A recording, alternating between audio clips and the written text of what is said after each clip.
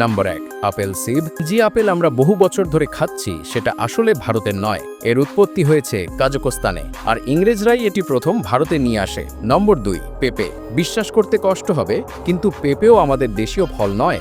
এটি এসেছে central America থেকে এবং স্প্যানিশরা এটি ভারতে নিয়ে এসেছিল। নম্বর 3, সীতাফল, শফা। তোমরা যাকে আদর করে সীতাফল বলো সেটাও আসলে ভারতীয় ফল নয়। এর জন্মস্থল হলো ওয়েস্ট ইন্ডিজ। নম্বর 4, কমলা, সন্তারা। কমলার নাম শুনলেই মনে পড়ে ভিটামিন সি, কিন্তু এর সঙ্গে জড়িয়ে আছে আরও এক দেশ, চীন, কারণ এটি এসেছে চায়না থেকে।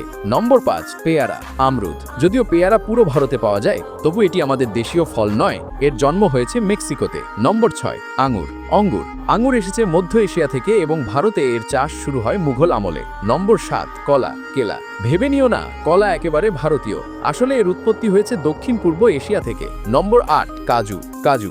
কাজু যতই গোয়াতে চাষ হোক, এটি আমাদের দেশীয় ফল নয়, এটি এসেছে ব্রাজিল থেকে। নম্বর 9, আনারস, অনানাস। আনারসের নাম শুনলেই বোঝা যায় এটি ভিনদেশী, আর সত্যি এটি এসেছে ব্রাজিল ও প্যারাগুয়ে থেকে। নম্বর 10, লিচু, লিচি। লিচু একসময় শুধুই দক্ষিণ চীনেই পাওয়া যেত। 17 শতকে সেখানকার ব্যবসায়ীরাই এটি ভারতে নিয়ে আসে।